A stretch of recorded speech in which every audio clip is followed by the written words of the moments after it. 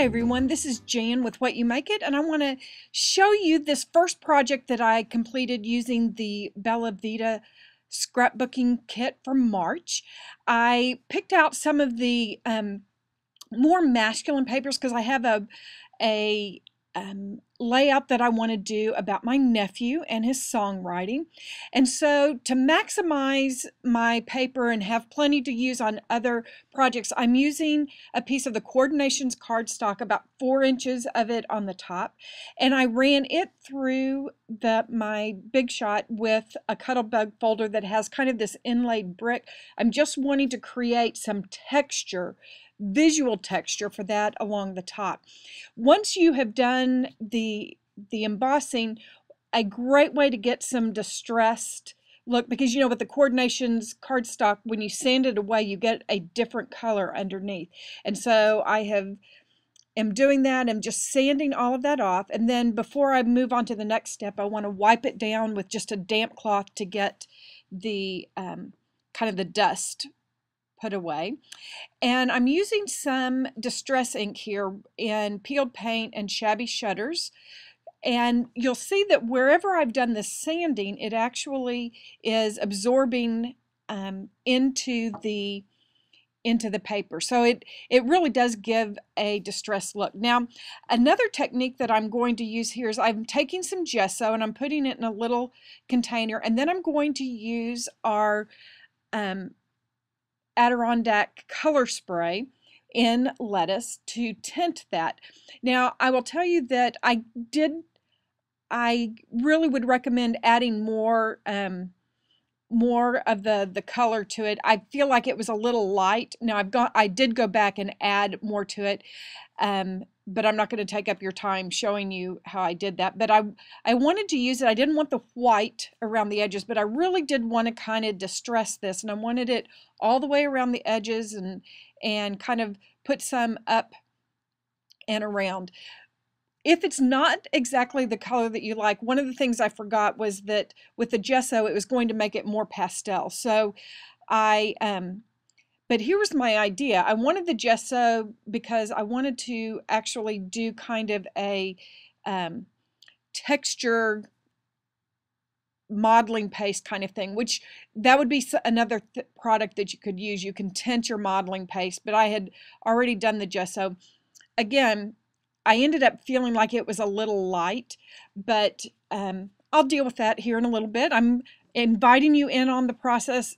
Even if things aren't exactly how you want them when you begin, know that you can, it's paper and glue. We can go back and work with it. So you see here I went in and I actually spritzed with the actual color spray and then turned it over and used what was left over on the other side to kind of do the negative printing of it.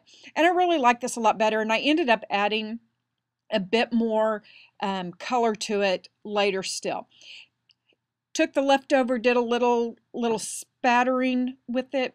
Yeah, again, just getting some visual texture. Because this is going to be a masculine page, I was wanting to kind of grunge it up a little bit. I love the papers in this, and I have a couple of really fun projects that take advantage of all the soft, girly pastels, but this is a story I've been wanting to tell about my nephew. So again, I'm just spattering some color on there, and you can see that I have gone back in with even my distress ink and darkened everything up. Now I'm using a couple of rows of score tape because I'm going to take the wire ribbon that is in the kit and going to use it and again create some more visual texture. I'm not going to just put it down straight. I'm going to kind of take advantage of the wire that's in it and do some pleating across there. The score tape will really hold it down really well. Now, by using this ribbon, I have introduced another color, and it's kind of a minor color. Our major color is both the yellow, the goldish yellow, and the green. But because of the picture, the shirt that he has on, it's such a strong blue. I'm going to eventually want to pull some blue in as well. But by adding this gray, I needed to add a little bit of that secondary color theme in there. So you'll notice that I have matted his photo with the diagonal stripe paper that has the gray. Now there is another paper that is like this gray, only it's with the teal. So I'll use that later too. And you can see here I have die cut my title and then just use some temporary adhesive to stick it down because I was going to go and sew across it. I love this way of just using the stitching to get to actually attach your elements to your page. I'm going to use thread again later too. Now I'm showing you the Delusion spray because next month, if you get on board with the kit this month, you're going to get a Delusions spray next month complimentary. So that's kind of a great reason to go ahead and sign up. These are the Petaloo flowers, paper flowers, and I am stamping them with a text that is about dreaming and believing in your dreams. And then I'm going to take one of the big flowers and spray it with the green spray and some of our Kiwi Perfect Pearl Mist. And so that's kind of I'm going to use the green as the leaves here, but then the yellow I'm using to color up the flowers to kind of go with our theme. I love when you can get that visual texture by something as simple as stamping on your flowers. Now I wanted them to be, again, it's a guy page, so I don't want the flowers to be too girly, and the stamping with the text helps that, and then I'm going to scrunch them up a little bit. So now I am trying to figure out how to add some of the teal in here. I'm going to use one of those teal flowers, and I'm definitely going to use some of those teal enamel dots, but I'm making a little label here and using one of the stamps from the kit.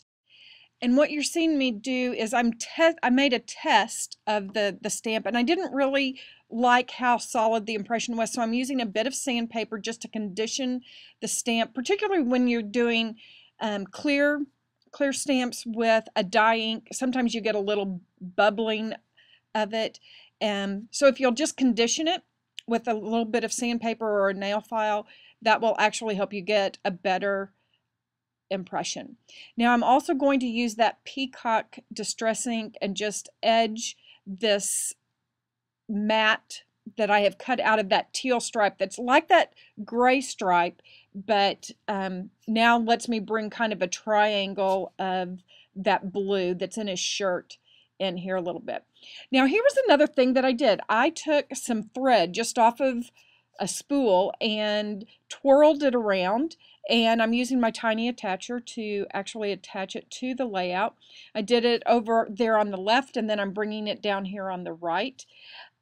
A really simple technique that will give you, again, some visual texture. So now I'm putting that label over there. Guys, this was one of those times I just never got to the point where I was okay with that lighter green, pastel green that I had put down there. So I'm covering it up. It's okay, you know. It's paper and glue. If I couldn't live with it, I can either cover it up or start over. And I'm using some of the brads here and just building my flowers up. And you can see I've used those. The green one, I'm going to use that as leaves. And I just took different brads from the brad pack that worked within our triad of colors. I used the gray, the teal, and a little bit of yellow. Put a flower up there, and now I'm just adding some of those enamel dots around in various places, just again creating that visual triangle of those three primary colors. Really love how this turned out. Love the papers and all of the embellishments. I'll be back with some more projects with the Bella Vita March Kit. I hope you'll join me, and in the meantime, be sure and save some time for creative play.